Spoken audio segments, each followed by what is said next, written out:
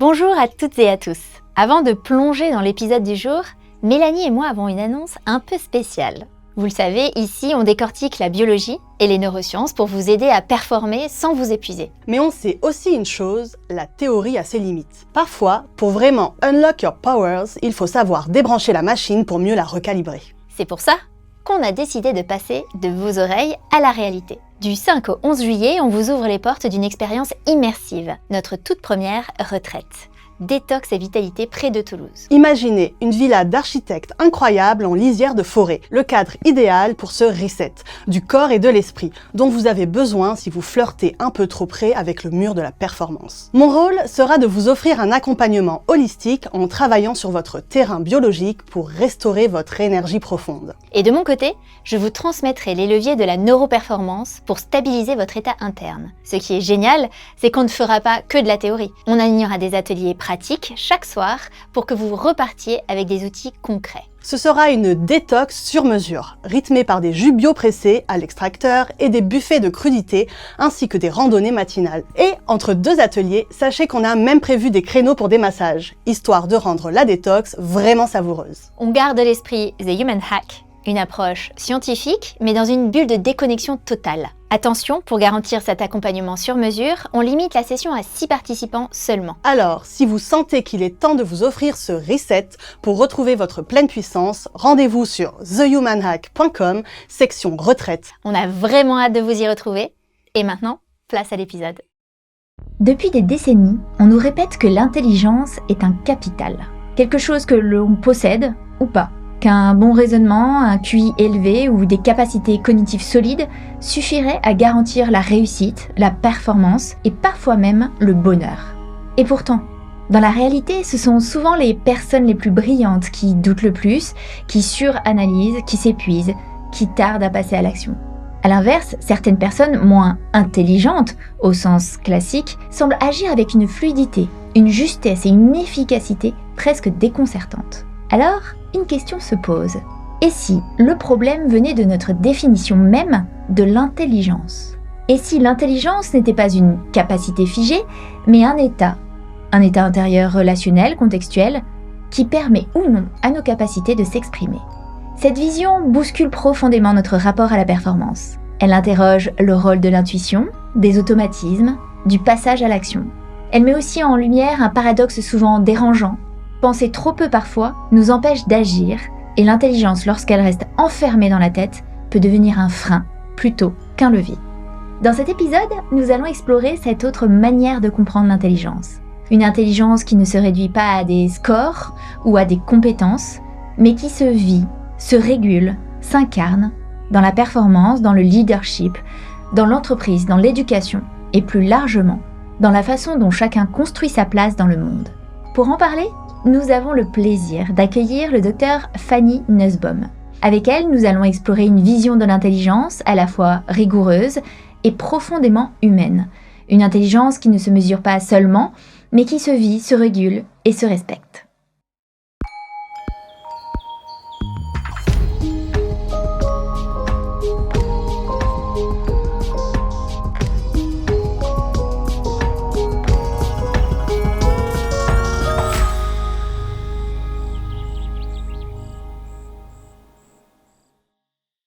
Fanny, bonjour. Bonjour. Merci beaucoup d'avoir accepté notre invitation. Merci à vous. Tu es psychologue, docteur en neurosciences cognitives et chercheuse, et tu consacres ton travail à la compréhension de l'intelligence, de la performance humaine et des mécanismes cognitifs qui soutiennent ou fragilisent notre équilibre mental. Ton parcours académique et clinique t'a amené à explorer en profondeur les liens entre fonctionnement cérébral, exigence intellectuelle, conscience et adaptation au réel. Tu t'es particulièrement intéressé aux formes d'intelligence dites atypiques, à la place de l'inconscient dans nos performances et aux conditions qui permettent à l'intelligence de rester vivante, créative et soutenable dans la durée. Tu es la fondatrice du centre Psyrène, un lieu dédié à la recherche, à l'accompagnement et à l'expérimentation autour du cerveau, de la cognition et de la santé mentale. On y croise neurosciences, psychologie, hypnose, méditation et approche intégrative, toujours dans une logique de rigueur scientifique et de respect du fonctionnement humain. Tu es également l'autrice de plusieurs ouvrages de référence, dont Les philo-cognitifs, devenu un best-seller, et plus récemment L'art de l'excellence. À travers ces livres, tu proposes une réflexion exigeante et nuancée sur l'intelligence et la performance, en questionnant des modèles contemporains souvent centrés sur la mesure, la vitesse et la productivité. Dans L'art de l'excellence, sans doute l'un des ouvrages les plus personnels de ton parcours, tu assumes une position plus affirmée en introduisant la notion d'embellisme. Tu y défends une vision de l'exigence comme un engagement envers soi, accepter la difficulté, viser des objectifs élevés et mesurables et structurer sa vie autour d'une recherche de qualité et de cohérence, parfois à contre-courant de certains discours dominants. Enfin, à travers tes conférences, tes formations et tes prises de parole publiques, tu contribues à rendre accessibles des sujets complexes, tout en invitant chacun à repenser en profondeur sa relation à l'intelligence, à la performance et à sa propre singularité. Et c'est précisément pour cette approche à la fois rigoureuse, lucide et profondément humaine de l'intelligence, pour ta capacité à relier neurosciences, expériences cliniques et réflexions philosophiques, que nous sommes ravis de t'accueillir aujourd'hui. Encore merci d'être avec nous. Merci. Émouvant d'entendre parler de soi comme ça. C'est ton parcours.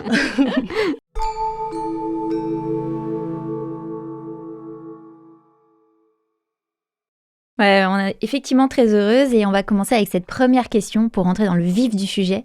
Comment est-ce que tu définis la performance ? Alors, je dirais d'abord comment je ne la définis pas. Je ne la définis pas comme un coup qu'on peut faire ou comme quelque chose qui est lié au hasard et faire quelque chose d'extraordinaire juste une fois comme ça. La performance, c'est un long processus et surtout, c'est très très lié. Enfin, pour moi, c'est même ça ne va que ensemble, que forcément ensemble. Enfin, ma phrase n'est pas française, mais vous aurez compris.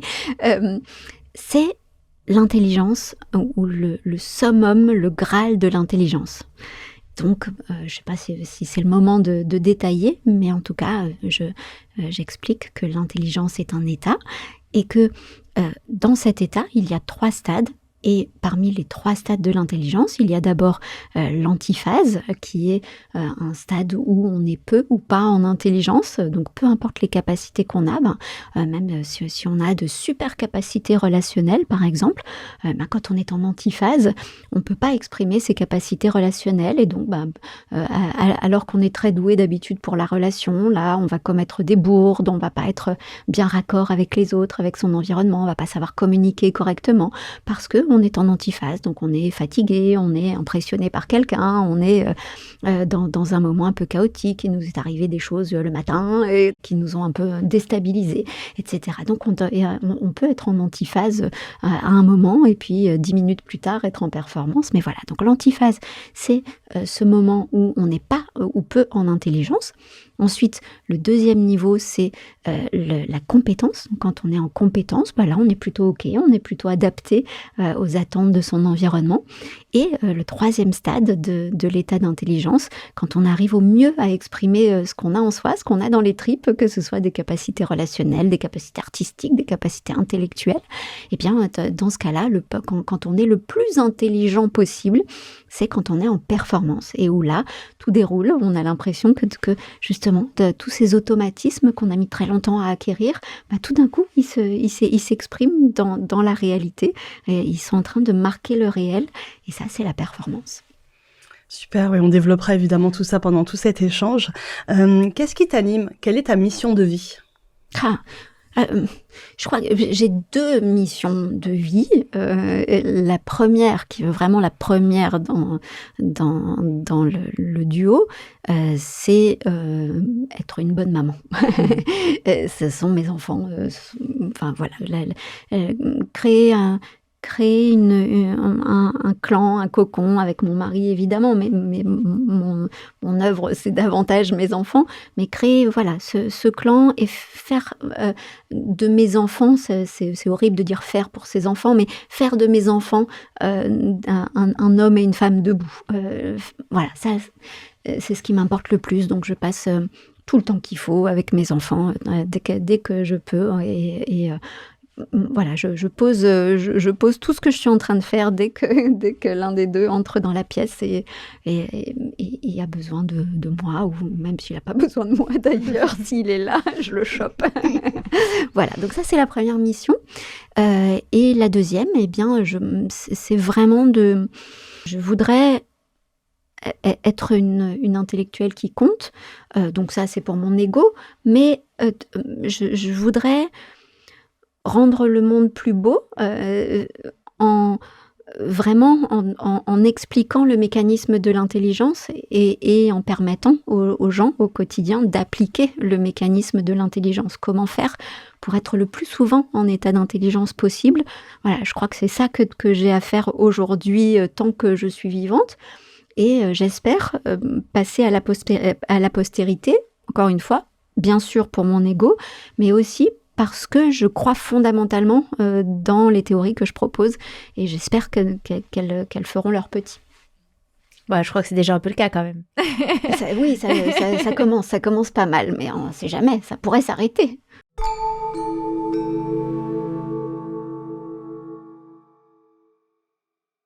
Alors, parmi les plusieurs ouvrages que tu as écrits et qu'on a tous lus avec Mélanie, bien évidemment, donc on va rebondir et faire référence à ces différents ouvrages tout au long de notre échange. On va commencer par ton livre « Le secret des performants ». Tu expliques que qu'on se trompe depuis des décennies sur ce qu'est réellement l'intelligence. Donc, on rentre dans le vif du sujet. Pour toi, quelle est l'erreur fondamentale qu'on fait ? La grosse erreur qu'on fait aujourd'hui, c'est de voir l'intelligence comme une capacité, de la confondre avec une capacité, et principalement avec une capacité de raisonnement.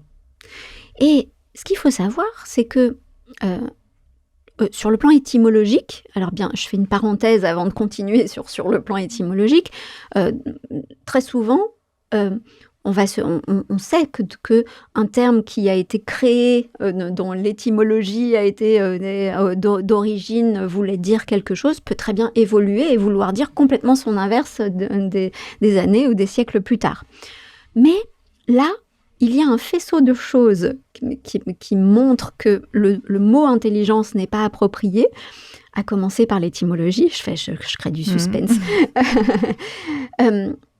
Et le faisceau est tel que je crois que ça ne peut pas être ignoré. Donc, d'abord, sur le plan étymologique, le mot intelligence a été créé au XIIe siècle par des religieux.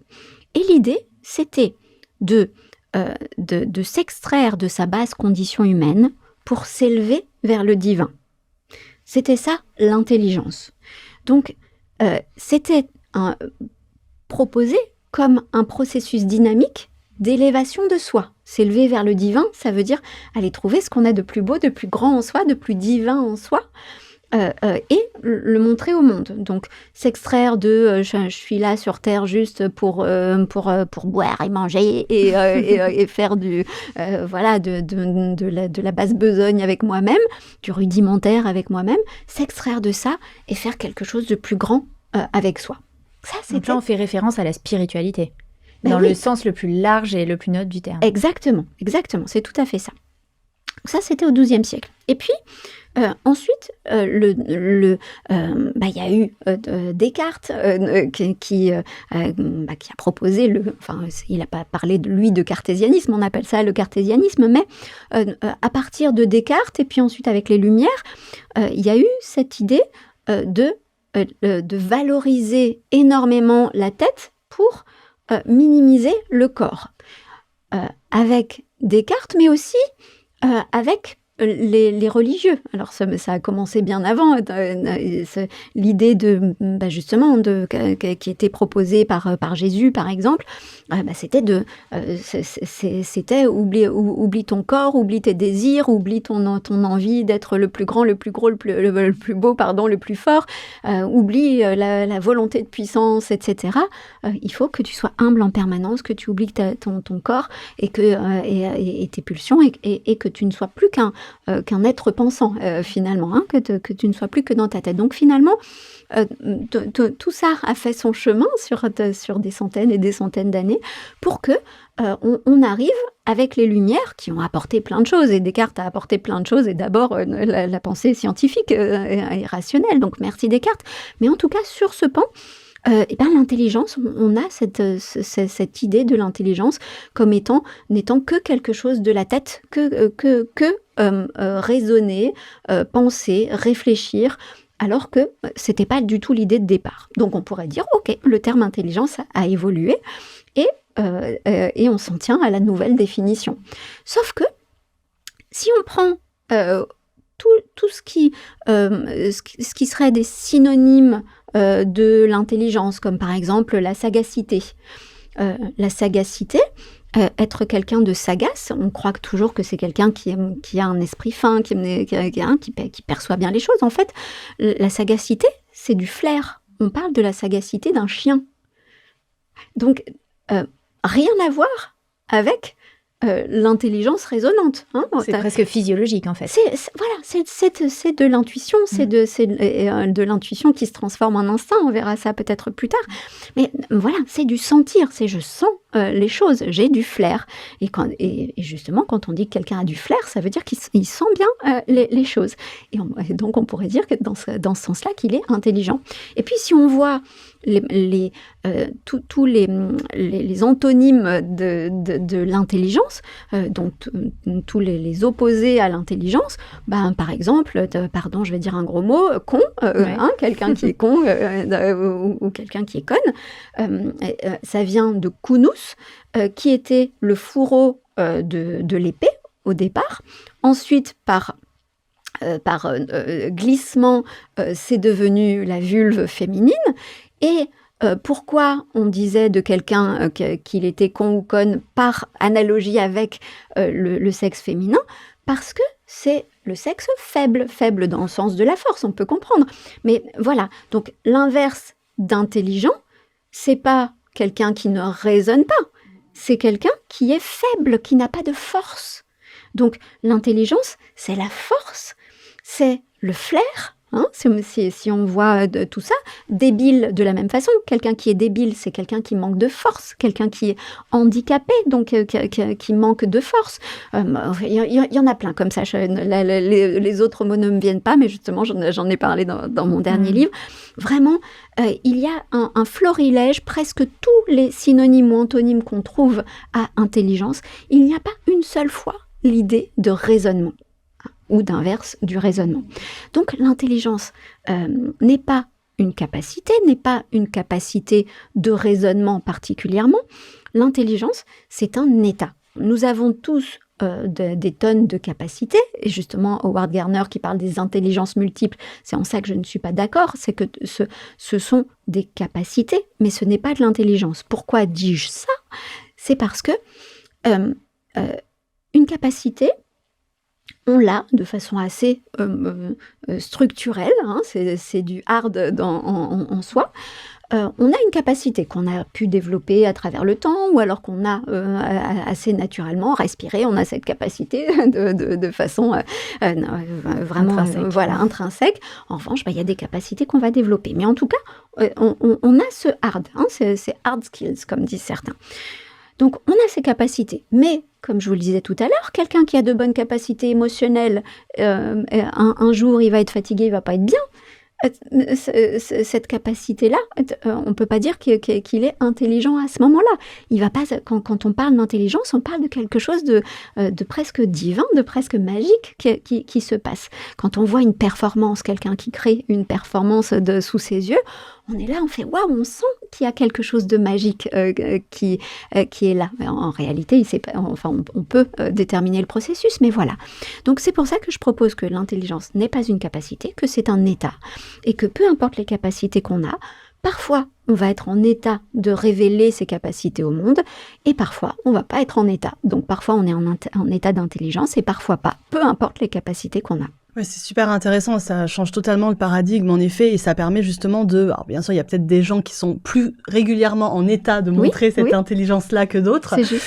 Mais en tout cas, ça met en avant le fait que justement, entre guillemets, je dis pas que ça ne veut rien dire être intelligent, mais hors contexte, hors environnement précis, ça n'a pas de sens de le dire. Exactement. Ma définition de l'intelligence est une définition ultra systémique. Parce que, voilà, on est dans un écosystème et on va être intelligent dans un écosystème énergétique, dans un écosystème, je sais pas, si un roi de quelqu'un qui a un geek ultra geek, super fort en informatique et tout ça, et qui se retrouve dans une tribu amazonienne où vraiment, je vais être un peu caricaturale, mais voilà, où on connaît pas l'informatique, où on n'a pas l'électricité, je sais pas quoi, il va arriver là, il peut pas être en intelligence parce que voilà, cette capacité-là, il pourra pas la montrer au monde. En revanche, s'il est à Paris, il pourra moins bien la montrer au monde que s'il se retrouve dans la Silicon Valley avec plein de gens avec qui il va pouvoir faire des ping-pong, etc. Donc voilà, l'intelligence, en effet, est un état, et donc on ne peut l'avoir que de façon systémique. Mais ce qui est intéressant dans ta perspective, c'est que du coup, on stigmatise beaucoup moins. Au lieu de dire, toi, t'es intelligent ou tu ne l'es pas, bah non, c'est en fait tout le monde a accès à son intelligence et à son point culminant selon le contexte et l'environnement et son état. Précisément. Donc c'est beaucoup moins stigmatisant et j'ai ce truc qui revient, mais de me dire souvent les parents ils disent ah non mais je sais que mon enfant il est intelligent ou non il est pas intelligent, ou je sais pas, des professeurs qui ont pu avoir des paroles très maladroites sur l'intelligence, justement c'est hyper stigmatisant. Bien Donc sûr. Là, ça donne une définition qui est beaucoup plus large et qui permet de se remettre en question. Et si on n'est pas dans son état d'intelligence, c'est que y a des raisons quelque part. Donc ça peut être des raisons intrinsèques ou extrinsèques. Donc c'est ça qui est hyper intéressant à analyser. C'est ça. On va rentrer dans le détail de toute façon. Et c'est très juste, il y a toujours une raison.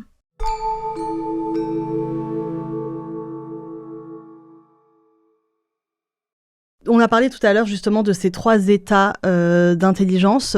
Tu as un petit peu expliqué. Est-ce que tu pourrais rentrer un petit peu plus dans le détail de ces 3 états, justement pour qu'on arrive à comprendre le passage de l'un à l'autre, si je puis dire, et aussi, est-ce qu'on a tous accès à ces 3 états? Alors, je vais répondre à la dernière question en premier. Oui, on a tous accès à ces 3 états, mais certains ont plus souvent accès au summum de l'intelligence qui est la performance que d'autres. Et évidemment, on vise tous à essayer de s'entraîner. Certains, c'est naturel, ils ont naturellement la performance implémentée en eux. Et puis d'autres, comme c'est mon cas, n'ont pas cette performance implémentée en eux, et donc s'entraînent au quotidien pour pouvoir être le plus souvent possible en performance, ou au moins, à minima, d'être le moins souvent possible en antiphase et le plus souvent possible en compétence ou en performance. Donc, pour développer les 3 états, donc d'abord l'antiphase. Donc l'antiphase, à nouveau, on est peu ou pas en état d'intelligence. C'est l'état de résonance tout petit. On est fermé dans son propre petit écosystème. On est un peu fermé au monde. On n'est pas au contact. On n'est pas ouvert au monde. Aware, comme dirait l'autre. Et à ce moment-là, il peut y avoir plein de raisons pour lesquelles on va être en antiphase.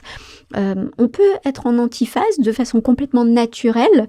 Alors, nous ne sommes que des femmes ici. Donc, vous savez comme moi qu'en fonction de la phase du cycle, de notre cycle menstruel dans laquel on est, on va pas être la même personne. Donc, en phase folliculaire, donc qui est la phase qui est à partir du premier jour des règles jusqu'à l'ovulation, donc la première phase qui dure une quinzaine de jours. Bien, dans cette première phase-là, on va avoir la patate, on va avoir plus d'énergie, on va avoir plus de capacité à dormir, on va être, on va donc mieux dormir, avoir plus d'énergie au quotidien, on va être probablement plus lucide par rapport à ce qui nous entoure, et même plus joyeuse. Alors ce ne sont que des statistiques, hein. Certaines femmes sont peut-être moins joyeuses en phase folliculaire qu'en phase lutéale, etc. Mais voilà, globalement, c'est un universel. Et puis, dans la deuxième phase du cycle, à partir de l'ovulation jusqu'au début des règles suivantes, là, donc c'est la phase lutéale.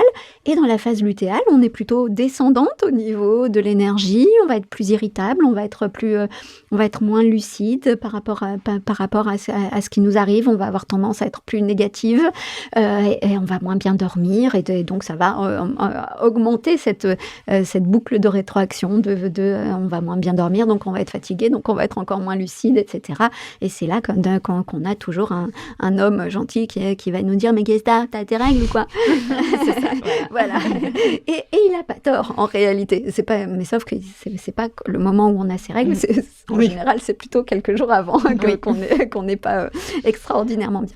Et donc, une fois qu'on connaît ces cycles-là, eh bien, il suffit, entre guillemets, d'être à l'écoute de soi-même et de se dire, en ce moment, j'ai des idées noires, ça va pas, etc. J'ai envie de pleurer pour n'importe quoi, je suis irritée, j'ai envie de sauter à la gorge de n'importe qui. Bon, ok, je suis en phase lutéale et c'est pas le moment de prendre peut-être des grandes décisions de vie. Je vais attendre quelques jours d'avoir mes règles et j'y repense en phase folliculaire. On va voir si je pense la même chose. Et c'est exactement comme le cycle de 24 heures ou simplement sur une journée. Le matin, on a plus d'énergie, on est plus lucide, on est plus clairvoyant, on a plus la patate, etc. que le soir. Et donc, est-ce qu'il faut faire confiance à la personne le soir qui est un peu plus négative, un peu plus fatiguée? Peut-être pas. Mais la personne qu'on est le soir a plus de sagesse parce que quand on est plus fatigué, on veut pas dépenser d'énergie pour des petites histoires. Donc, le soir, on est un peu plus sage. Peut-être qu'on va être moins lucide, mais en tout cas, on se dit bon, allez, je vais pas m'emmerder avec ce truc-là, etc. Bon, voilà. Ou parfois, on est plus dans la rumination. Bon, ça dépend. En tout cas, on n'est pas le même. Donc, l'antiphase, d'abord. C'est un processus naturel. Une fois qu'on est monté, une fois qu'on a fait qu'on a fait une performance de folie, qu'on a quelque chose qu'on a travaillé pendant des mois et des mois, et naturellement, on va avoir au lendemain d'un grand événement ou au lendemain de l'ovulation, etc. On va avoir un crash on pourrait dire un crash de dopamine et d'adrénaline qui fait que on peut tomber malade plus facilement, on est plus plus fébrile à ce moment-là. Et ça, c'est naturel, on ne va pas lutter contre dans une journée, dans un cycle, après un grand moment, on ne va pas s'empêcher d'avoir ce grand moment pour... Voilà. Ça, c'est la première antiphase. Ensuite, il y a l'antiphase qui est moins naturelle, qui peut survenir si, on est très préoccupé par quelque chose dans sa vie, donc on dort moins bien, donc on est beaucoup plus fatigué. Et là, c'est une antiphase qui est pas naturelle dans le sens où elle arrive de façon presque accidentelle dans la vie. C'est parce qu'on n'a pas bien dormi que... Ou alors, on se retrouve, un cocktail et on rencontre quelqu'un qui nous impressionne de folie et tout d'un coup, on n'a plus les mots, on ne sait plus quoi dire, on va être tout bégayant et balbutiant et on va se sentir tout petit, on va être incapable de produire quelque chose avec soi-même, qu'on soit super bon sur le plan relationnel, qu'on soit super bon sur le plan intellectuel, ça va pas venir. Donc voilà, ça c'est un autre type d'antiphase. Et puis il y a des antiphases aussi, plus longues que ça, mais qui procèdent du même...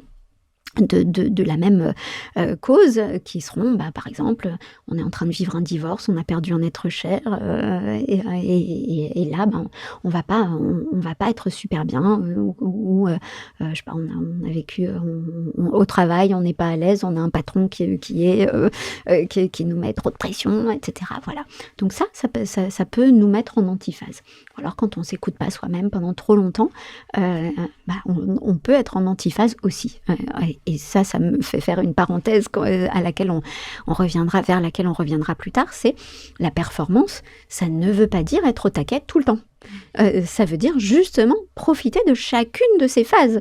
Et on verra peut-être tout à l'heure comment on fait quand on est en antiphase, non seulement pour en sortir, mais aussi pour profiter vraiment de cette antiphase plutôt que de tomber vraiment par terre, de tomber malade, comme quand on est on arrive en vacances et puis le premier jour de vacances, on tombe malade parce que vraiment on a trop donné. Donc on ne peut pas profiter de son antiphase à ce moment-là. Donc comment on peut faire ? Le deuxième état, ça va, c'est assez développé pour l'antiphase ? Ok, super. Donc, la compétence. Donc, quand on est en compétence, là, finalement, c'est probablement l'état, le stade dans lequel je vais passer le moins de temps, puisque là, tout est OK. On ne crée rien d'extraordinaire en compétence. C'est-à-dire que si vous pensez à quelqu'un de compétent dans votre entourage, vous pensez avant tout à quelqu'un qui sait répondre. Qui pourra vous répondre sur un sujet, que ce soit un ami qui est toujours très sage ou quelqu'un qui a une compétence technique, peu importe. En tout cas, quand vous pensez à quelqu'un de compétent, vous ne pensez pas à quelqu'un qui révolutionne le monde, vous pensez à la personne qui saura me répondre sur tel sujet précis. La compétence, c'est ça. Quand on est en compétence, et la plupart d'entre nous, nous sommes en compétence la plupart du temps. Globalement, c'est l'état qu'on connaît le mieux. Antiphase, c'est plus rare, sauf pour des gens qui sont malades tout le temps ou qui ont fait de leur identité d'être d'éternelles victimes, ceux pour lesquels j'ai le moins de considération. Mais voilà, en compétence, c'est là qu'on est la plupart du temps. En compétence, on sait répondre correctement aux attentes de l'environnement. On vient nous voir, on nous sollicite. Là, on peut estimer que toutes les trois, on est en compétence. On n'est pas en train de révolutionner le monde. Alors si, parce qu'on est en train de parler d'un sujet de malade, mais dans la forme, on n'a pas inventé le podcast, on n'a pas inventé la relation humaine. On n'a pas inventé l'intelligence. On n'a pas inventé. Alors, quoique toi, tu la revois quand même, tu la revisites vachement. mais j'ai pas inventé l'intelligence elle-même. J'ai réinventé le terme en effet, mais pas. C'est pas moi qui ai créé l'intelligence, c'est Dieu. Je plaisante. Alors, est-ce que tu crois dans l'existence de Dieu ? Alors, voilà, donc ça c'est la compétence. Ensuite, la performance, donc le Graal, le stade ultime de l'état d'intelligence. Alors là, ça vient de plein de choses, la performance. Mais si je devais le résumer, ou ne garder qu'une seule chose pour les personnes qui nous entendent, la performance, ce n'est rien d'autre que la mise en application d'automatismes. C'est-à-dire, un jour, je commence à m'intéresser à un sujet. Ce qui veut dire que, comme dirait l'autre, je deviens consciemment incompétente. Je vois que je suis incompétente dans le sujet qui m'intéresse, ou en tout cas pas assez compétente.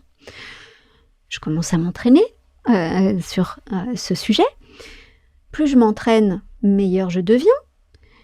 Et à un moment, je commence à toucher un petit peu ma bille, c'est-à-dire je commence à avoir suffisamment d'informations pour devenir consciemment compétente. Je commence à faire le truc, je me dis, là, je commence à maîtriser.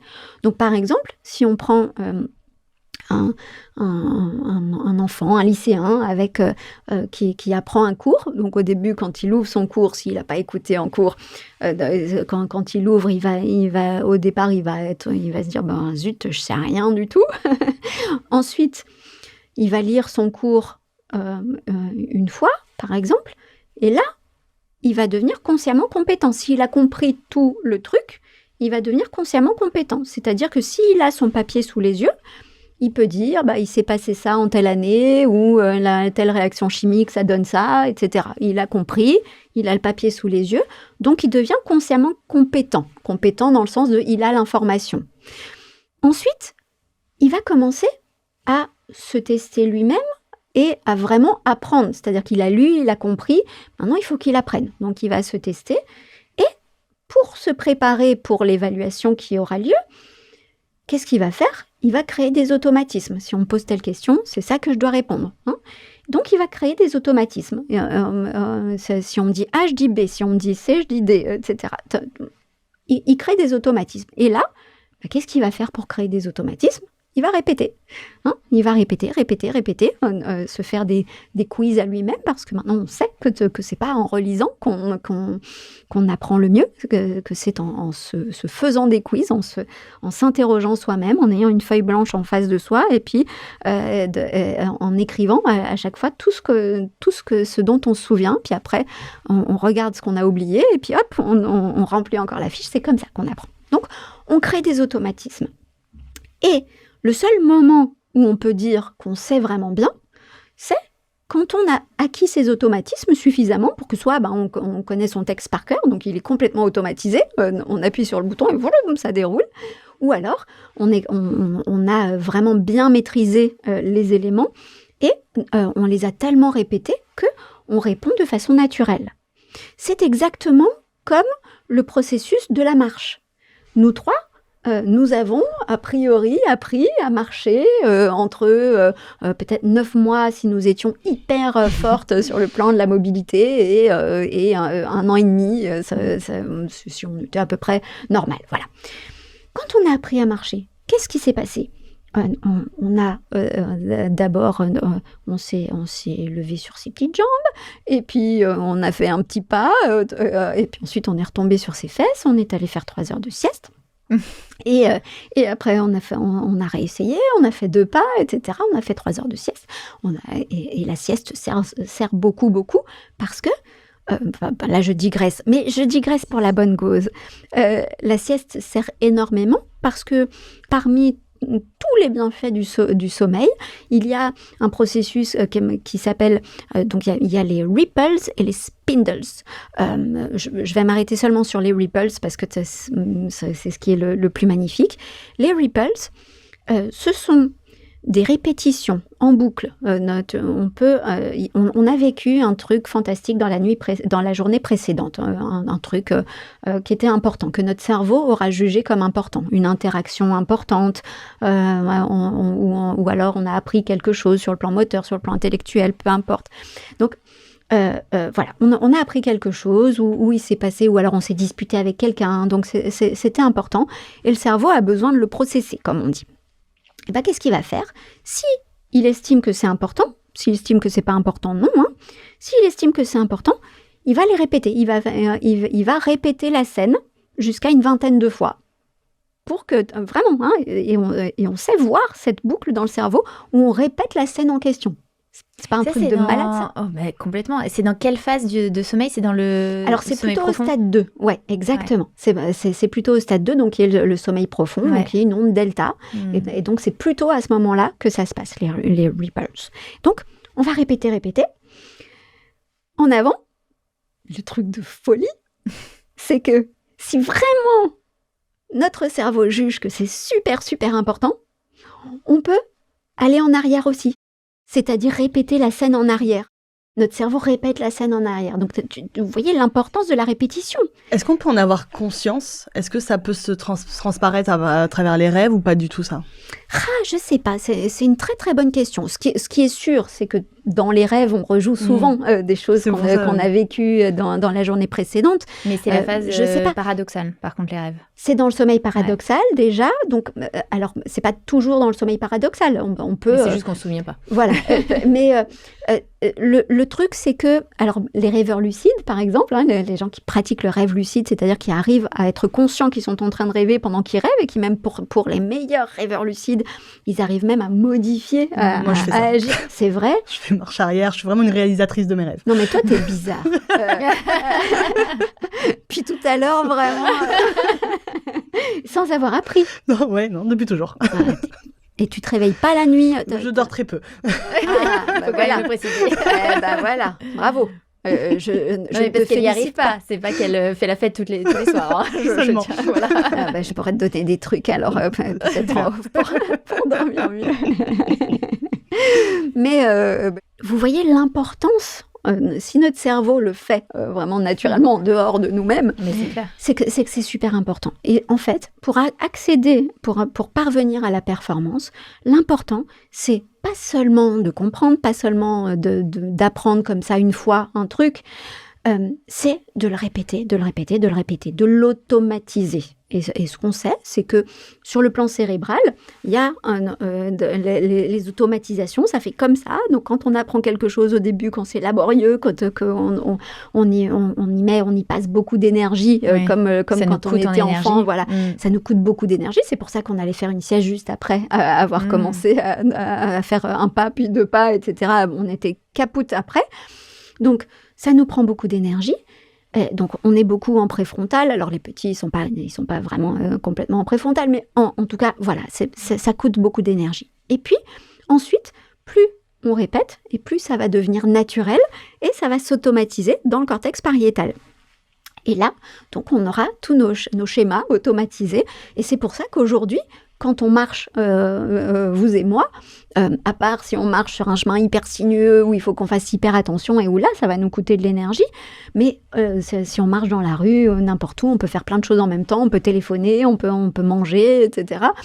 Et ça, on va pas savoir, on va pas se rendre compte, même qu'on monte une marche, ça va nous coûter vraiment presque rien comme énergie. C'est pour ça on sait faire du vélo tout le temps, même si on arrête pendant 10 ans, on saura refaire du vélo ou nager. Voilà, on tous a ces acquis automatismes. ces automatismes. Alors parfois, après, il peut y avoir, si vraiment ça fait très très très très longtemps qu'on n'a pas pratiqué quelque chose, on peut être un peu plus balbutiant quand on s'y remet, parce que il peut y avoir ce qu'on appelle un élagage synaptique, c'est-à-dire que le cerveau ne garde, alors plus dans l'enfance, mais même après, le cerveau ne garde que ce qui est robuste et ce qui sert le plus souvent comme autoroute. Donc, il faut quand même s'entraîner le plus souvent. Donc, pour en revenir à la performance, eh bien, pour être en performance, il faut, et pour que les choses se déroulent sans accroc, eh bien, et sentir ce truc, la performance, c'est du flow, c'est quand vous et moi, avec les capacités qu'on a,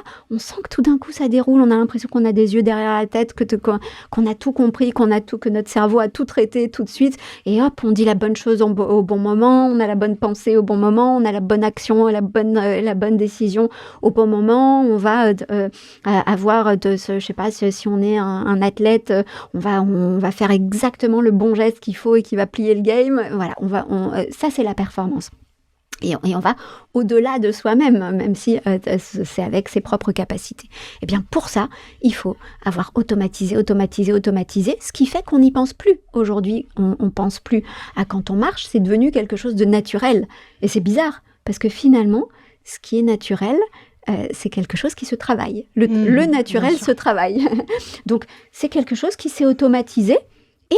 Ça devient naturel chez soi, ça devient comme on respire, comme on dit. Hein, on fait ça comme on respire. Eh bien, quelqu'un qui est en performance, c'est quelqu'un qui a tellement automatisé quelque chose, quoi que ce soit, que c'est comme il respire, et donc il n'a plus besoin de repasser en préfrontal, il n'a plus besoin de passer par le raisonnement pour dérouler. C'est pour ça que je dis très souvent que la performance, c'est l'anti-raisonnement. Et c'est pour ça aussi que ça va très bien avec ce que je disais au départ, c'est que l'intelligence, c'est l'anti-raisonnement. C'est-à-dire, ça ne veut pas dire qu'il ne faille pas réfléchir. Je suis une intellectuelle, donc évidemment, la réflexion, c'est ma vie.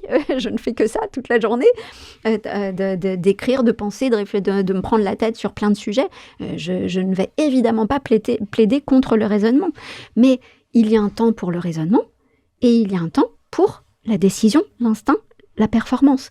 Et le temps de la performance, pour moi, justement, qui suis une intellectuelle, eh bien, si je suis en train d'écrire un livre, d'abord, je vais réfléchir à mon sujet, je vais écrire plein de choses dessus, je vais prendre des notes, je vais aller dans un livre et dans un autre, et puis poser des questions à plein de gens, etc., etc. Et puis, une fois que je me suis fait mon idée, alors, je déroule. Je ne pense plus. C'est-à-dire, évidemment qu'il y a de la pensée, puisque écrire, c'est forcément raisonner. Mais si je me retrouve devant la page blanche, qu'est-ce que je fais devant la page blanche ? Je me lance. Je me dis, réfléchis pas, vas-y, écris ce que tu as à écrire et ça viendra. Et ça vient toujours. Il n'y a pas une fois où ça n'est pas venu. C'est-à-dire que je remets en route mes automatismes.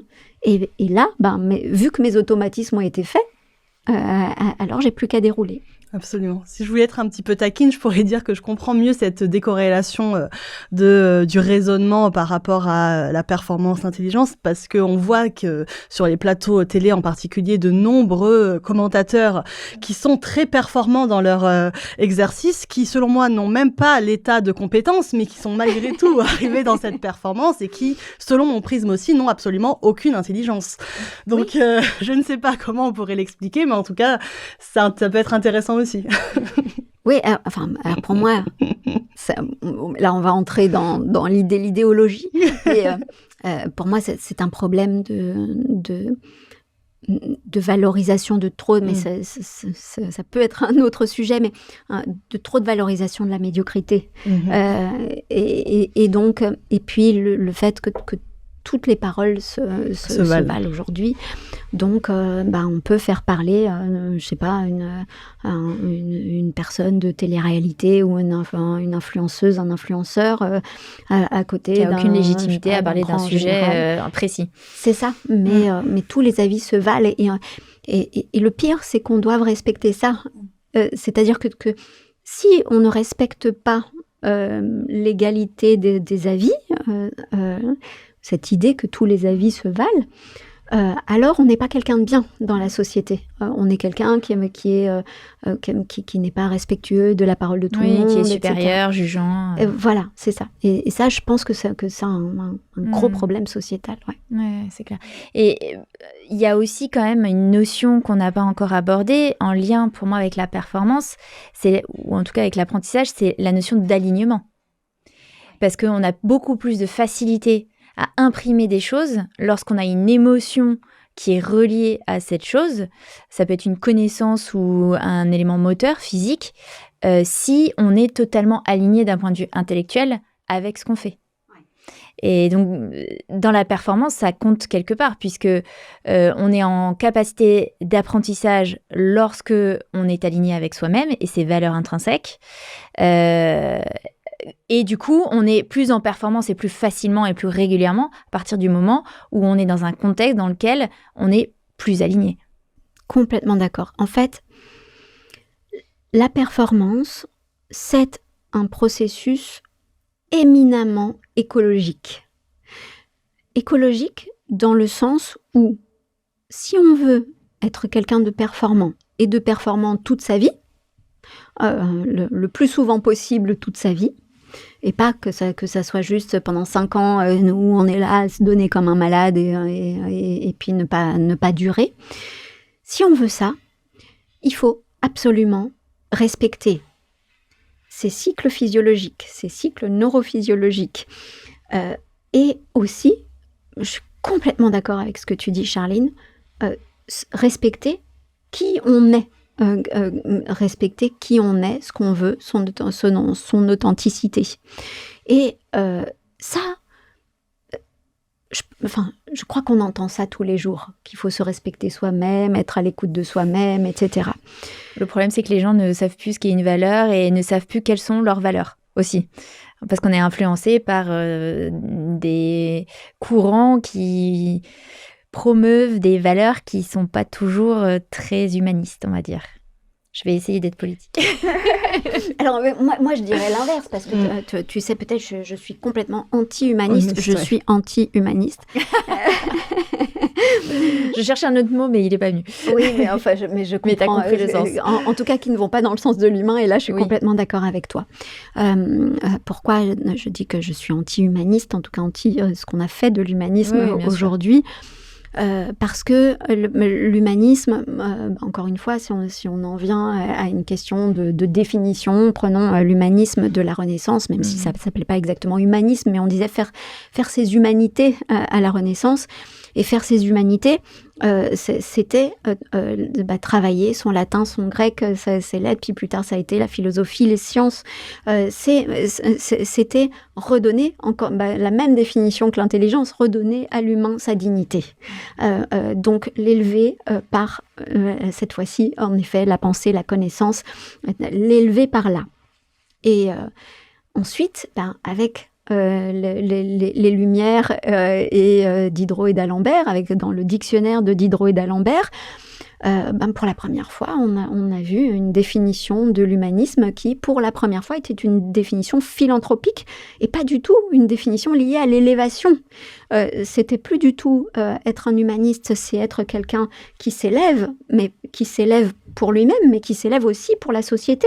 Et ça, c'est ce que je pense. Enfin, ça fait partie de ce que je veux transmettre. Une des premières choses que je veux transmettre à mes enfants, c'est tu dois t'élever pour toi-même, évidemment, mais tu dois t'élever, tu dois arriver à extirper le meilleur de toi-même, surtout pour la communauté, pour ce que tu as à donner au monde. T'es pas là pour être un consommateur de la vie. Je suis là pour être dans mon confort. Moi, j'ai pas d'ambition. Tout ce que je veux, c'est manger, boire, dormir. Et faire la fête avec mes copains, puis c'est tout. En fait, non. Je pense, ma philosophie, qui est une philosophie donc embelliste, c'est on est là pour tirer le meilleur de soi, aussi pour au service de la collectivité. Voilà. Et cette définition, je crois, de Diderot et d'Alembert, qui est celle qui est actuelle, cette définition philanthropique de l'humanisme, je crois qu'elle fait un tort énorme à la société, parce que elle te dit que l'humanisme, c'est mettre l'humain au centre de tout, et surtout valoriser tous les humains, quels qu'ils soient. Ça va dans le sens de toutes les paroles se valent, tous les humains sont les mêmes, tous les humains, à partir du moment où ils sont nés et où ils respirent, alors on leur doit un respect infini et même de les valoriser. Alors, on est d'accord que sur le respect, selon la loi, oui, c'est-à-dire qu'on n'a pas le droit de tuer des gens ou de... Enfin, voilà. Il y a quand même cette distinction, enfin, je pense au... On n'est pas sur de la morale. Oui, voilà, on n'est pas sur de la morale. C'est là où c'est important de faire la distinction. Oui, mais ça dépend, en effet, de ce qu'on appelle le respect. Mais le respect de base, si je vois que évidemment, que le truc, même si tu n'as pas d'estime pour quelqu'un, pourquoi ne pas être poli avec cette personne? Pourquoi... voilà, bien sûr.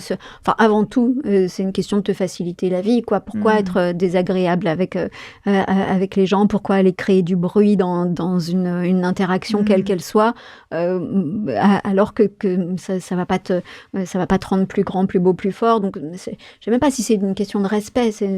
Pour moi, c'est une question d'économie. Voilà, c'est vrai qu'on peut le voir comme ça aussi. Et oui, mais il faut plus de sagesse. Oui. Plus de recul. Je pense que analyser les choses sans y mettre de l'émotion, je crois que c'est la bonne voie vers la sagesse. Ça ne veut pas dire qu'il faille être sans émotion. Mais voilà, donc je peux ne pas avoir de respect parce que quelqu'un, pour moi, quelqu'un qui...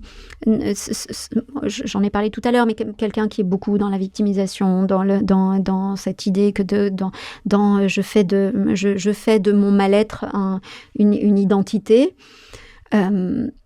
Je n'ai aucun respect pour cette personne, aucun respect dans le sens où... tu penses qu'il ne participe pas collectivement à élever la société? C'est ça, je pense que même c'est un poids pour la société. Et alors, aucun respect. C'est peut-être faux ce que je viens de dire. C'est-à-dire que j'ai le respect minimal de ne pas vouloir lui faire du mal. Donc je vais pas aller l'insulter, etc. Mais c'est vrai que c'est plus une question économique qu'autre chose. Mais pour employer un autre mot, je n'ai aucune estime pour cette personne. Et j'ai même du mépris. Vraiment, c'est-à-dire que c'est... Après, ça peut être un état passager. Par exemple, je pense aux gens en dépression. Ils le subissent aussi à un moment donné, quoi. Mais c'est un état qui a un début et une fin. C'est pas du tout la même chose. Le fait d'être dans un état de victime, c'est pas comme... Parce qu'il y a des gens qui sont vraiment victimes, Mais oui, c'est pas de leur faute. Non, mais complètement. Mais je préférais quand même bien éclairer les C'est choses. ça, Pour être pas qu'il y ait d'amalgame, victime, parce et que j'entends déjà les commentaires. Eh oui, ouais, non, c'est sûr qu'il va y avoir plein de haters qui vont réagir. Mais en tout cas, en effet, être une victime, ça nous est arrivé à tous, d'être victime de quelque chose, d'un vol, d'une maltraitance, d'une situation, évidemment. Et pleurer et n'être pas bien parce qu'à un moment, on a été victime, on est victime, ou se sentir mal pendant une période, pendant 6 mois, et être là et n'avoir envie que de pleurer, etc. Évidemment que et de se plaindre auprès de ses amis, bien sûr que c'est quelque chose de complètement naturel, normal. Je crois que vraiment, ça nous arrive à tous. En revanche, en faire vraiment l'étendard de sa vie, être en permanence, t'appelles quelqu'un 10 ans plus tard et encore une fois il te dit tu sais j'ai des problèmes, ouais. Et cette fois ce sont de nouveaux problèmes et il y a toujours des problèmes et c'est la première chose qui te met en avant et tout ça. Là non. Et faire d'une situation victimaire un outil pour les médias pour se faire connaître, etc. Complètement. Ça, j'aime. Et on en connaît pas mal. Enfin, on en voit pas mal dans les médias.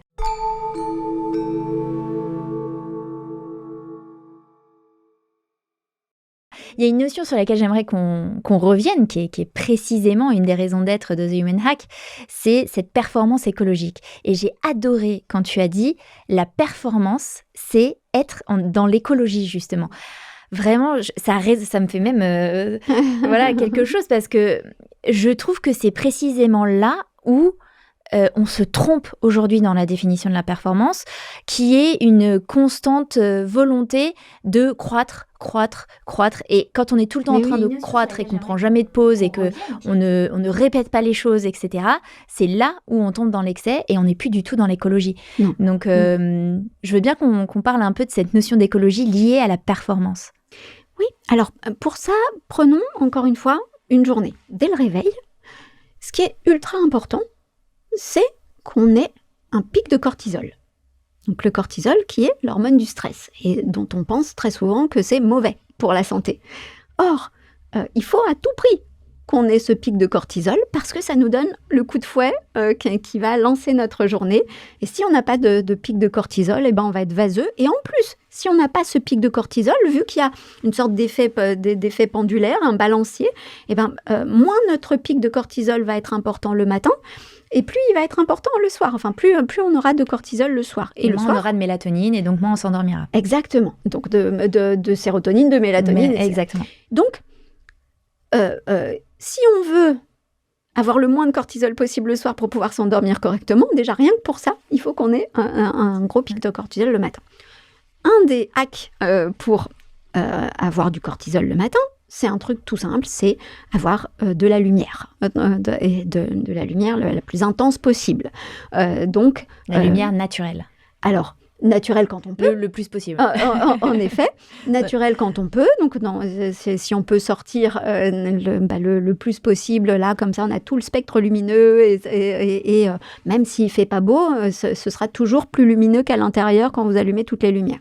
Mais si on se réveille le matin et qu'il fait nuit encore, comme c'est encore un tout petit peu le cas, surtout qu'on a changé d'heure, quand on se réveille le matin et qu'il fait noir, il nous faut une lumière, les fameuses lumières du jour, qui peuvent délivrer 10 ou 20 000 lux. Et dans ce cas-là, on peut avoir ce pic de cortisol. Ensuite, dans les 8 heures qui suivent le réveil, on doit garder cette énergie. Ce n'est pas obligé d'être aussi intense que dans cette première demi-heure, mais quand même, il faut qu'on ait suffisamment de lumière dans les 8 premières heures pour pouvoir, suffisamment de lumière, suffisamment d'activité motrice, suffisamment c'est là où c'est hyper intéressant le matin de faire du sport.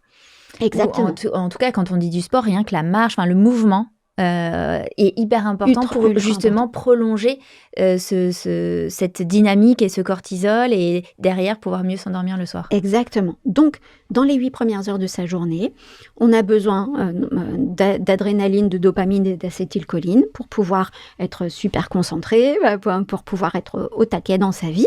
Donc, dans ces 8 premières heures, il faut qu'on soit actif, qu'on marche vite, qu'on marche souvent, qu'on se lève souvent. Si on a, comme c'est mon cas, un métier sédentaire, et ben qu'on se lève souvent pour aller faire une marche. Moi, je vais sur ma terrasse et je fais des tours de terrasse. Des burpees. Voilà. Mais, je fais pas des burpees, mais je fais des squats avec mon gilet lesté. J'ai l'air tout à fait ridicule, mais vraiment, c'est tous les jours. Donc, voilà. Ça, c'est les 8 premières heures de sa journée.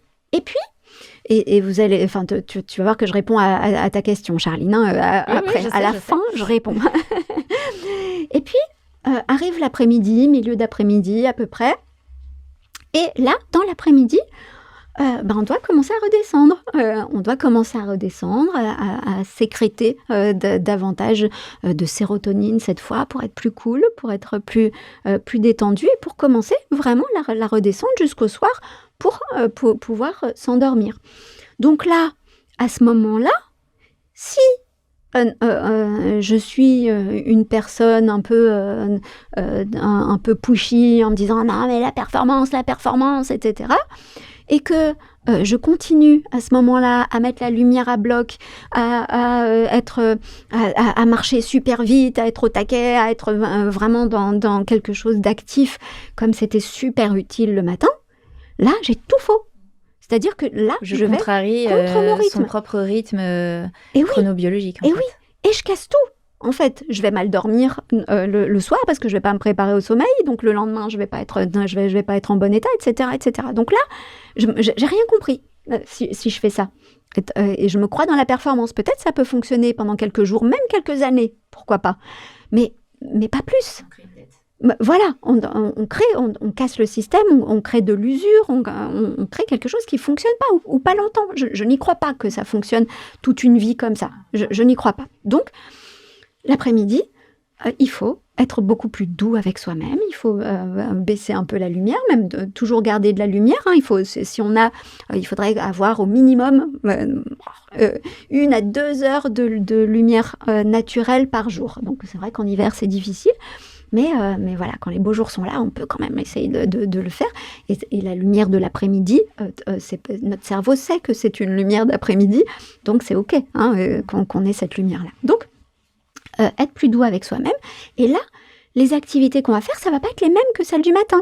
C'est-à-dire que le matin, ce qu'on va faire, vu qu'on est dans adrénaline, dopamine, acétylcholine, quelque chose d'ultra cognitif, intense, etc., le matin, on va se faire mal.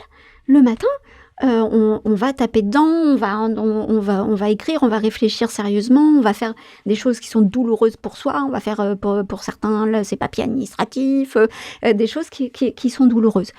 Et puis, l'après-midi, au contraire, on va plutôt faire des ping-pong. Là, on est en train de travailler. On peut dire qu'on est l'après-midi, au moment où on enregistre.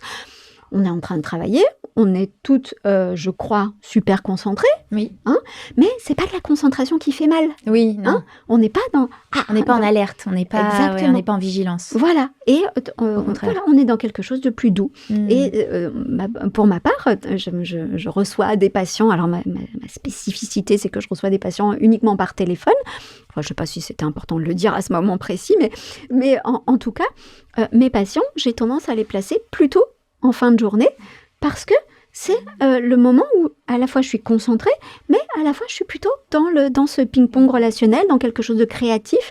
Voilà, l'après-midi, c'est plutôt la créativité, le ping-pong, les brainstorming, les échanges, quelque chose de plus doux, plus soft, plus sérotonine, endorphine, des choses cool. Et puis, arrive le soir, et le soir, là, autant il nous fallait beaucoup de lumière dans les 8 premières heures de la journée, un petit peu de lumière dans l'après-midi, le soir, il ne nous faut pas de lumière du tout. Donc, ce qu'il nous faut pour pouvoir bien dormir, pour ne pas bloquer la dite mélatonine, ce qu'il nous faut, c'est avoir le moins de lumière possible. Donc, uniquement des lumières indirectes, c'est-à-dire pas des lumières plafonnières, des petites lumières là, et puis, si possible, les vieilles lumières jaunes, pas des LED, et si possible encore, même des lumières rouges. parce que la lumière rouge, ça ne bloque pas la mélatonine. Donc, dans la chambre, vous pouvez mettre des ampoules de lumière rouge pour lire le soir, etc. Et ce sera beaucoup mieux. Mais le moins de lumière vous avez, en fait, et même dans votre nuit, plus votre nuit est noire et plus vos journées sont lumineuses au sens propre, et meilleure sera votre performance, votre équilibre. Donc, si vous pouvez, si vous avez des rideaux qui sont pas complètement occultants ou un tout petit peu de lumière dans votre chambre, alors c'est pas très sexy, mais mettez un masque sur les yeux. Mais en tout cas, voilà, l'idée générale, c'est ça. C'est que dans une journée, si on veut être performant, à n'importe quel moment de la journée, mais aussi tout au long de sa vie. Déjà, rien que ça, c'est une métaphore, parce qu'il y a aussi le côté psychologique, tu as raison de le souligner, Charline, ce côté psychologique d'être aligné avec soi-même, de connaître, de savoir quelle est sa propre philosophie, et de ne jamais s'en éloigner. Et ça, c'est super difficile, en fait. Il y a des moments où on voudrait... je ne sais pas si elle appréciera que je dise ça, ma fille, mais en ce moment, on discute de ça. Elle vit une situation dans un des domaines de sa vie, je ne dis pas si c'est école ou ailleurs, dans un des domaines de sa vie où, si elle ne fréquente pas tel type de personnes qui sont les personnes en vue, alors elle est seule parce que les siens sont ailleurs. Et donc voilà. Il y a un désalignement. Voilà. Donc on est moins en performance. Ou en tout cas, c'est toute la question. C'est-à-dire, qu'est-ce que tu vas faire comme sacrifice ? Est-ce que tu fais le sacrifice de tes valeurs, de ce que tu attends d'autrui, de fréquenter des personnes de qualité, etc. Tu fais ce sacrifice-là en sachant que tes valeurs, elles sont en toi, mais que tu le fais simplement pour pas te retrouver seule la plupart du temps.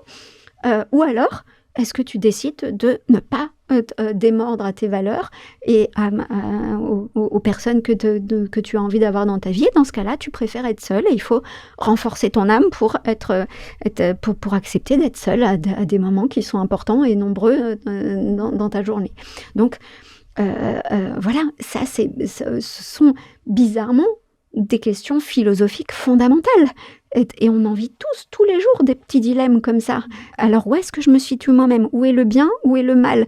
Est-ce que je peux me regarder dans le miroir si je m'éloigne trop de ce que je considère comme étant mon bien ? Et est-ce que je peux me regarder dans le miroir si je vais vers le mal, mais je sais que ce mal, il n'est qu'externe et que à l'intérieur de moi, je reste la même personne. Et comment je fais pour travailler, pour être la même personne ? Donc, le matin et le soir, c'est la même chose que le bien et le mal, même si j'adore le soir et je pense pas qu'on puisse vraiment faire illustrer le mal, mais voilà, l'ombre et la lumière de façon plus métaphorique. On a besoin des deux dans tous les cas. Voilà, même mais du mal, malheureusement, pour évoluer. Mais oui, exactement. Le mal développe, et c'est ce que j'ai dit à ma fille, justement, encore hier soir. Je lui disais, mais ce qui t'arrive, c'est très inconfortable, c'est très douloureux, mais c'est merveilleux. Tu t'apprends énormément de choses en faisant ça. Donc, voilà, accepte, c'est un inconfort qui va durer quelques jours, peut-être quelques mois, mais on s'en fout, au bout du compte. Si tu es prête à vivre cet inconfort, ok. Et on a tous vécu ça. Donc, voilà, être en performance, c'est à la fois très facile et très difficile. C'est très facile parce que il suffit de respecter ses cycles naturels et sa philosophie pour être en performance. C'est-à-dire que si on respecte ces cycles et si on a compris qu'il faut respecter, se tenir à ce dans quoi on veut exceller, etc., on s'y tient. Il n'y a pas de raison pour pas être en performance à un moment. On s'y tient, on répète, on crée des automatismes et hop, on y va. Dès lors qu'on respecte ces cycles naturels. Et il n'y a pas de raison non plus de ne pas être en performance dès lors qu'on est, comme tu l'as très bien dit, au contact avec soi-même en permanence, avec sa boussole interne. Quel est mon bien ? Quel est mon mal ? Et comment je peux naviguer entre le bien et le mal ? Parce que jamais, dans la vie, il y a un bien et un mal évident. Donc, comment je peux faire ? Et si tout le temps je suis au contact avec moi-même, et si tout le temps, il n'y a pas une minute presque de ma vie où je me pose cette question. Tu cherches à te poser cette question à chaque minute de ta vie. Exactement. Pour qu'il y ait ce moteur, oui, bien sûr. Voilà, donc je me pose la question. Voilà, se poser la question en permanence de son miroir. Son miroir. Qu'est-ce que mon miroir va me dire tout à l'heure si j'ai agi comme ça ou si j'ai agi comme ça. Ça, c'est écologique. Si tout le temps tu as ta boussole, si tout le temps tu respectes tes rythmes naturels.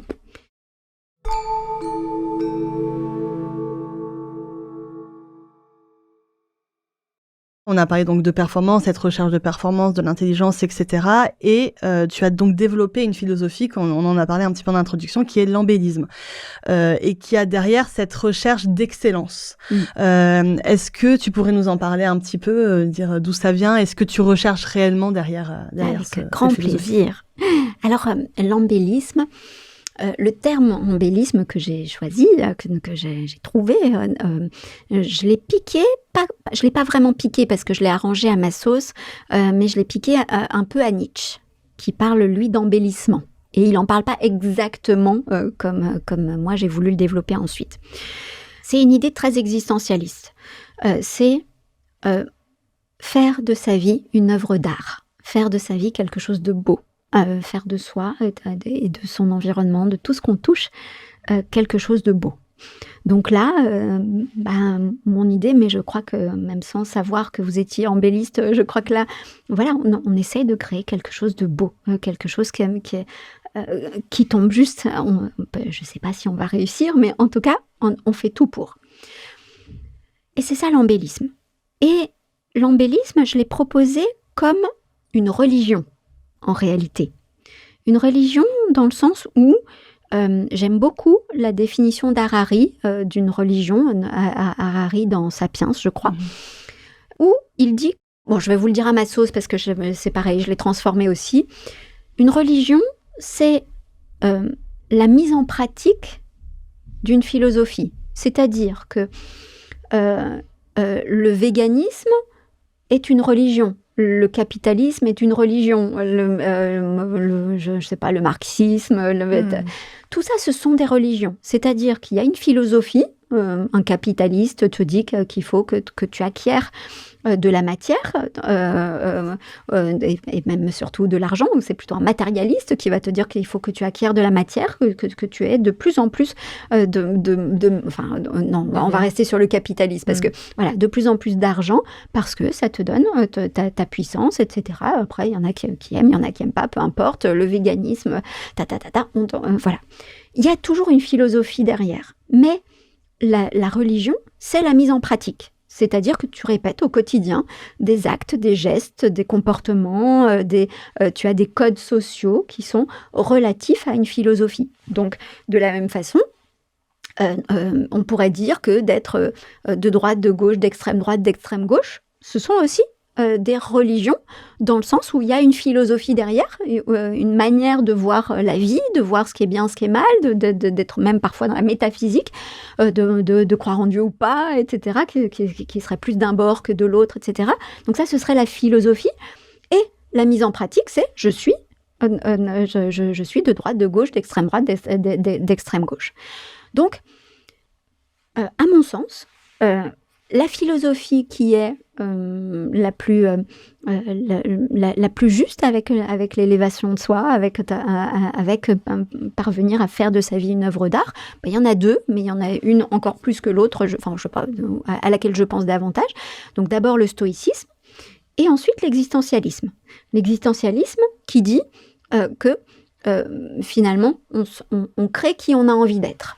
Voilà, le deviens qui tu es de Nietzsche, même si on ne le classe pas forcément comme existentialiste, Nietzsche, mais il y a quand même beaucoup de ça. Son deviens qui tu es, c'est pas un deviens qui tu es humaniste, dans le sens découvre qui tu es dans ton fort intérieur, part à l'autre bout du monde pour aller faire du yoga et de la méditation et découvrir qui est le petit moine en toi. C'est pas du tout ça. C'est crée qui tu as envie de devenir. Le deviens qui tu es nietzschéen. Ben moi, voilà, je suis vraiment dans cette ligne-là, dans cette idée-là. Et ce que je veux créer avec moi-même, dans mon environnement, c'est du beau, c'est de la beauté. Parce que je pense que la beauté, c'est la quintessence de l'excellence, de la performance. Quand quelque chose devient beau, c'est qu'il n'y a rien à ajouter, il n'y a rien à enlever. C'est juste, c'est beau, ça sonne juste, ça sonne beau. C'est une harmonie, en fait, la beauté. Exactement. C'est un équilibre, une harmonie. Mais comment on dit, parce qu'on dit que ce qui est beau pour une personne ne l'est pas forcément pour une autre. Le principe même, la base de l'art, que tout le monde n'appréciera pas sous un même prisme. Donc comment déterminer ce qui est beau ou ce qui ne l'est pas? C'est ça. Et là, ça dépend de soi-même, de son bien et de son mal. Si j'estime que être quelqu'un de bien, c'est se comporter de telle façon, par exemple, je sais pas, prendre des risques, je vais trouver que ce que fait quelqu'un est beau et ce qu'il est beau parce que c'est bien. Je vais allier ça à la beauté. Mais il y a aussi une beauté universelle. Si tu vois un meuble qui a été fait par un artisan, tu vois qu'il y a eu un travail de folie, etc. Même si le meuble ne te plaît pas dans sa forme, mais t'es obligé de dire que c'est beau parce que c'est harmonieux. Voilà, c'est harmonieux. On sent le travail, on sent la qualité. Voilà.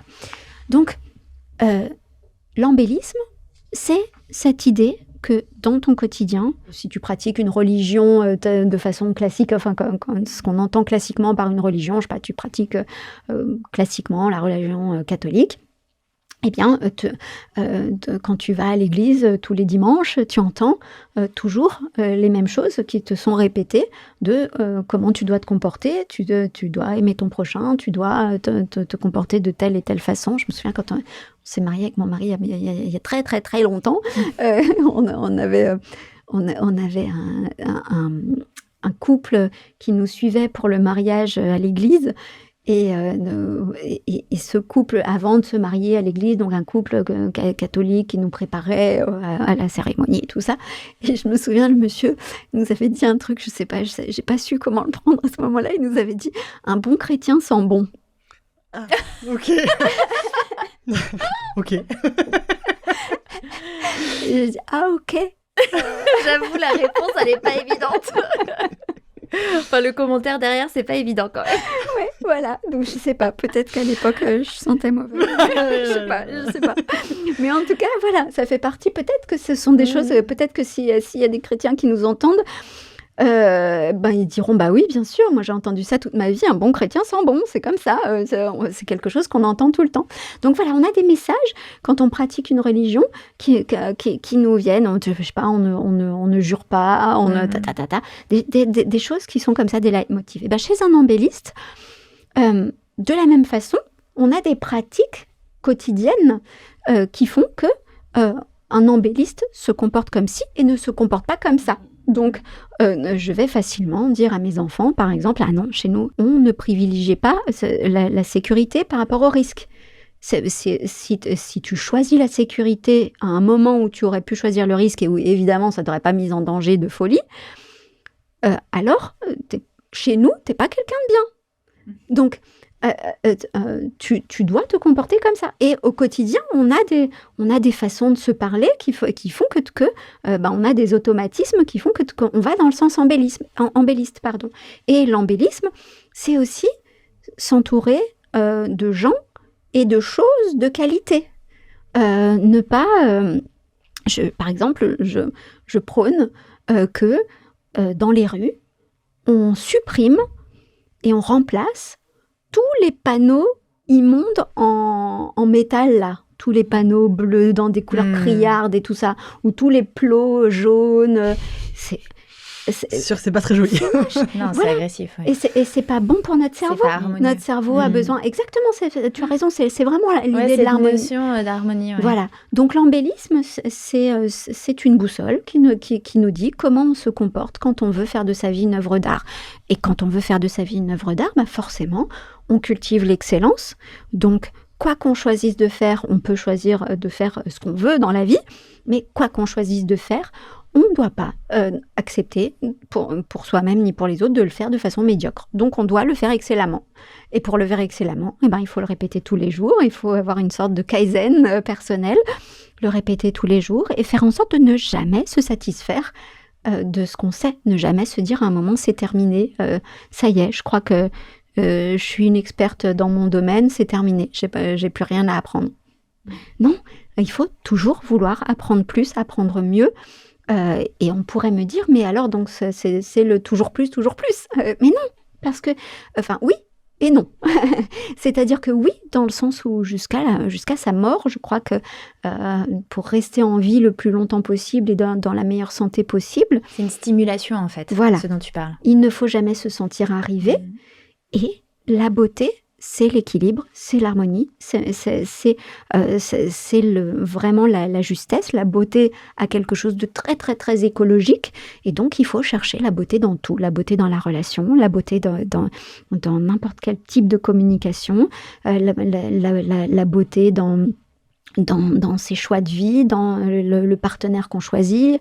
Et quand je dis dans le partenaire qu'on choisit, ça ne veut pas dire qu'il faille choisir quelqu'un de beau. On a compris. Voilà. C'est la philosophie. Chercher à faire en sorte que la relation soit belle, que tout soit beau et qualitatif tout le temps.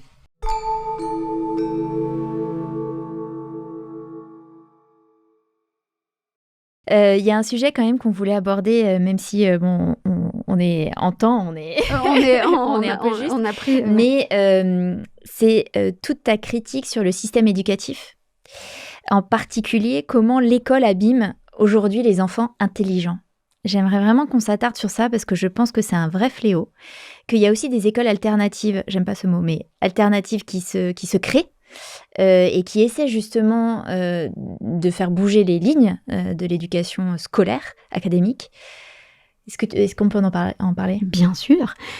Je pense que l'école abîme les enfants alors, moi, je dirais pas intelligent, hein, je dirais philo-cognitif. Oui, philo-cognitif. Voilà, les philo-cognitifs, c'est encore un terme que j'ai je pense que tu peux l'expliquer. Proposé. Tu peux l'introduire. Donc, la philo-cognition, c'est le fait d'avoir un fort goût, une forte appétence pour le domaine de la pensée ou de la connaissance.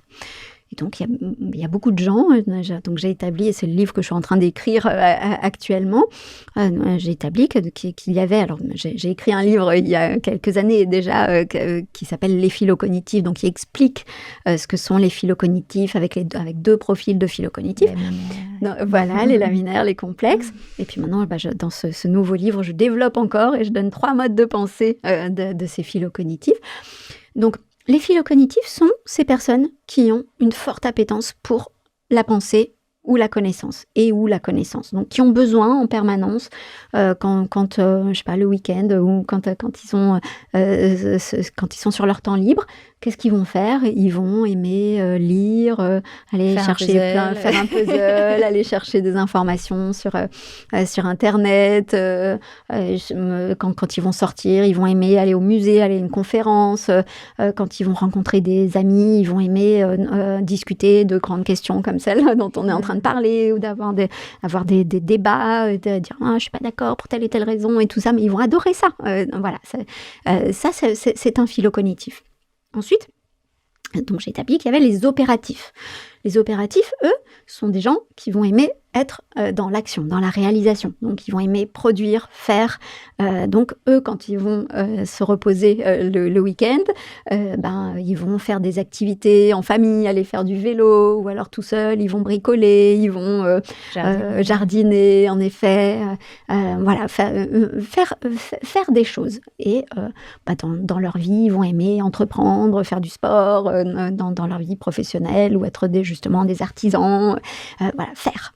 Mais ce qui est intéressant, et ce que tu précises dans tes ouvrages, c'est qu'on n'est jamais tout l'un ou tout l'autre, en fait. Exactement. Donc, en effet, je te donne le troisième, le troisième volet, le troisième type de personne. Et puis après, en effet, je vais vers ça. Donc, le troisième type, sont les connectifs. Donc les connectifs, eux, ce qu'ils aiment faire sur leur temps libre, c'est se connecter aux autres. Donc inviter des copains, se faire inviter, aller dans des after-work, faire du réseau ou aller faire la fête, être en lien avec autrui.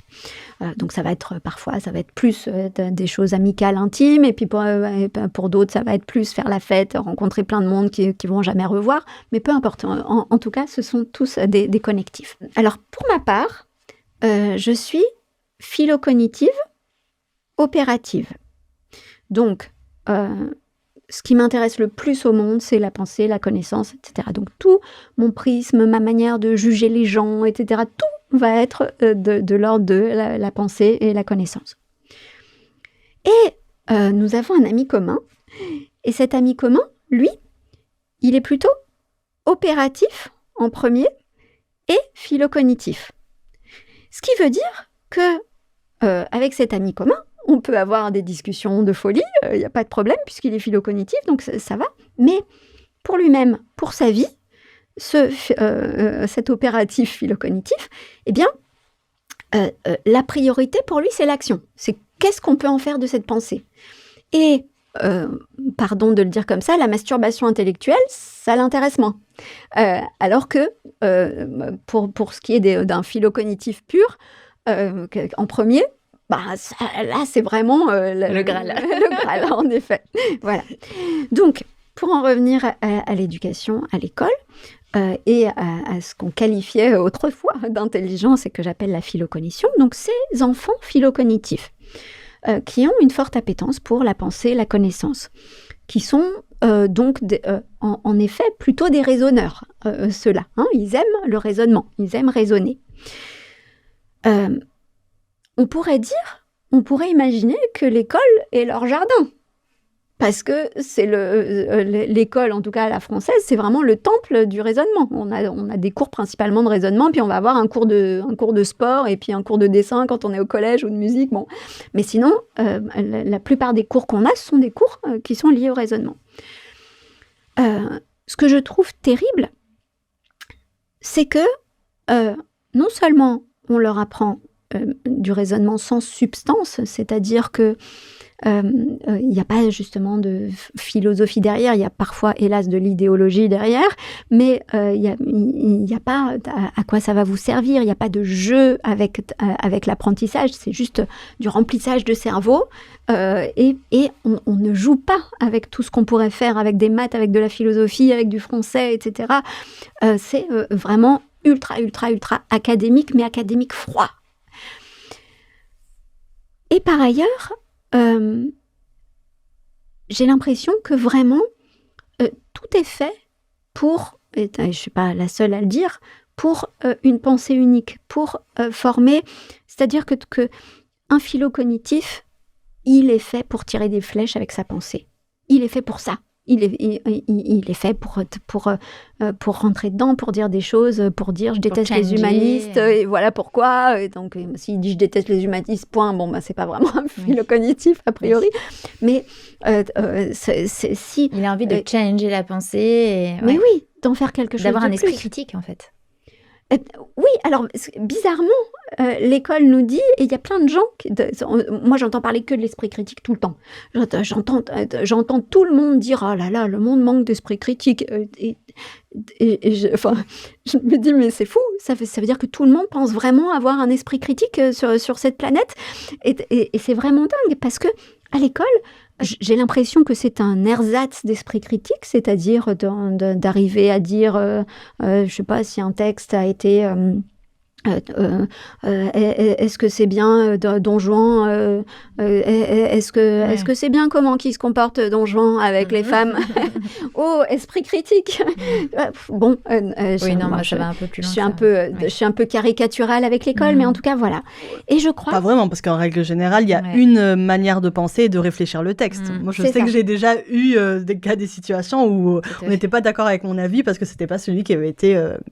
C'est ça. Officiellement statué. Exactement. Et c'est terrible, parce qu'on te dit comment penser, et on te dit pas, on ne va pas juger la qualité de ta pensée, on va juger juste le fait que ça soit de l'ordre du bien ou du mal, selon qui va la lire. Et ça, mais je trouve que c'est terrible.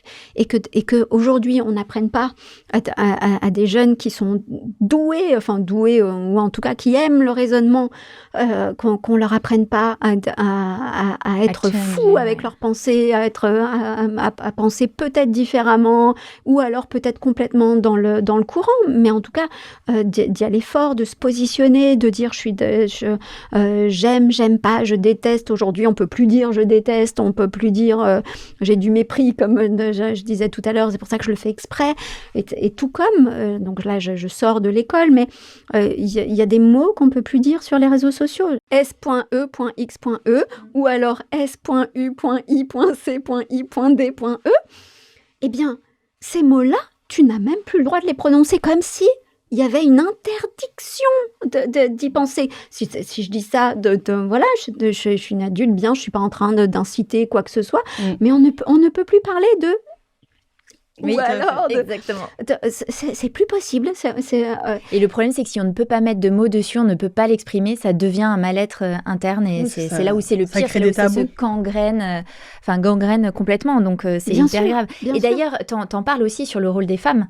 Oui. Et que les femmes, en tout cas les petites filles aussi, on leur apprend la sagesse. On est éduqués pour être plus dans la sagesse, et du coup, il y a un biais aussi qui s'installe, quoi.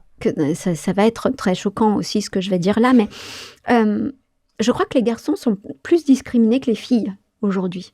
Je crois que les personnes qui sont le plus à sauver actuellement sont les garçons et les hommes plus tard.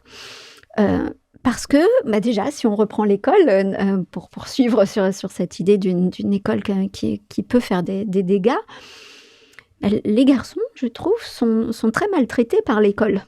Parce que justement, les filles sont plus sages naturellement, elles ont moins elles sont moins bougeons, elles ont moins d'énergie, elles ont moins besoin de se lever en permanence ou d'être, et elles sont plus, elles ont une pensée plus analytique, et puis elles lisent mieux les codes. On leur a aussi appris à être plus calme. Ouais. Bon, après, ça évolue quand même, hein. Je vois dans la classe de ma fille, il y a plus de filles trublions que de garçons, enfin... Donc, c'est vrai, ouais, ça. Bon, après, c'est peut-être particulier, c'est pas forcément représentatif, mais je me demande si ça évolue pas un peu de par aussi la société, en tout cas en France, hein, bien évidemment, je parle exclusivement en France. On essaie d'éduquer nos filles d'une manière un tout petit peu plus ouverte qu'il y a quelques décennies auparavant. Oui, mais je suis pas sûre que la différence soit énorme dans le comportement entre le. Ouais, peut-être. Tu vois, peut-être en effet que ça a évolué un peu, mais je suis pas sûre que c'est parce que ça prenne du temps. Je crois que si naturellement, les garçons ont beaucoup plus de testostérone que nous, donc forcément, il y a quelque chose de physiologique. Voilà, et puis ils sont pas fichus comme nous, et on le sait, et on les aime comme ça. Mais en tout cas, un garçon à l'école, dans le classement PISA, les filles sont pratiquement toujours les premières, et les garçons sont pratiquement toujours les derniers dans des classes ou dans le classement PISA. Donc je crois que c'est pas pour rien, et ça veut pas dire que les garçons soient des abrutis. Non, après, pour les études supérieures, pour le coup, ça s'inverse. Ouais. Non pas parce que les filles sont moins intelligentes, mais juste parce que la société, mais ça c'est mon biais à moi, la société les pousse peut-être moins à croire qu'elles sont capables. Encore une fois, c'est mon biais à moi. Voilà, le mien, c'est toujours la testostérone, c'est de dire que c'est comme... Ils ont plus d'audace. Oui, ils ont plus de volonté, d'audace, de besoin de performer, et nous, on a moins cette volonté-là. donc, je crois que les choses sont finalement, au bout du compte, assez bien faites. Et je pense que tout ça, c'est vraiment une question sociétale. C'est pourquoi chercher aujourd'hui à valoriser davantage les filles au détriment des garçons, au détriment des hommes aussi. C'est-à-dire que je crois que vraiment à l'école, les garçons sont très souvent malheureux, ils sont très souvent pas bons à l'école parce que pas assez sages, pas assez analytiques, pas assez académiques dans leur façon d'être. Et ensuite, plus tard, ils sont ultra performants, ils sont pas tous ultra performants, mais en tout cas, ils sont plus performants sur le plan professionnel que les femmes. Et je pense que c'est vraiment parce que cet écosystème professionnel est plus fait pour les hommes, pour la nature des hommes, que pour la nature des femmes. Mais c'est bien le problème. Et oui. Donc on est bien dans les études, puis après, c'est beaucoup plus compliqué, quoi. Oui, mais ça n'empêche que nos petits garçons souffrent. Oui, aussi. Non, mais bien sûr. Bien sûr. De toute façon, c'est souvent des deux côtés. Hein. Merci beaucoup. Les philo-cognitifs que nous sommes on est un petit peu frustrés de ne pas pouvoir aller plus loin. Et aussi, dans ce challenge-là d'idées, c'est super intéressant justement de voir qu'on peut avoir des idées qui se rapprochent, mais tout en ayant un petit peu des différences, des divergences. Et donc, c'est passionnant. Mais bon, il faut à un moment donné mettre une fin. Donc, un grand merci. On mettra bien sûr tous les éléments de bibliographie dans la description. Et on te dit à la semaine prochaine pour le Q&A. À la semaine prochaine. À la semaine prochaine. Merci. Merci d'avoir écouté The Human Hack. Si cet épisode vous a inspiré, faites-le savoir. Une note, un commentaire ou un partage sur votre plateforme de podcast préférée, c'est la meilleure façon de soutenir notre mission et de faire voyager nos idées. Ensemble, faisons grandir cette communauté. Pour aller plus loin, inscrivez-vous à notre newsletter sur le site thehumanhack.com. Vous y trouverez toutes les ressources mentionnées dans l'épisode, des contenus exclusifs et de quoi nourrir votre réflexion. Envie d'échanger avec nous ? Rejoignez-nous sur les réseaux sociaux, YouTube, Instagram et LinkedIn. Partagez cet épisode avec votre entourage, vos amis, vos collègues ou toute personne qui pourrait avoir besoin de ce petit hack dans sa vie. On se retrouve très bientôt pour un nouvel épisode. En attendant, prenez soin de vous et surtout, Unlock your powers.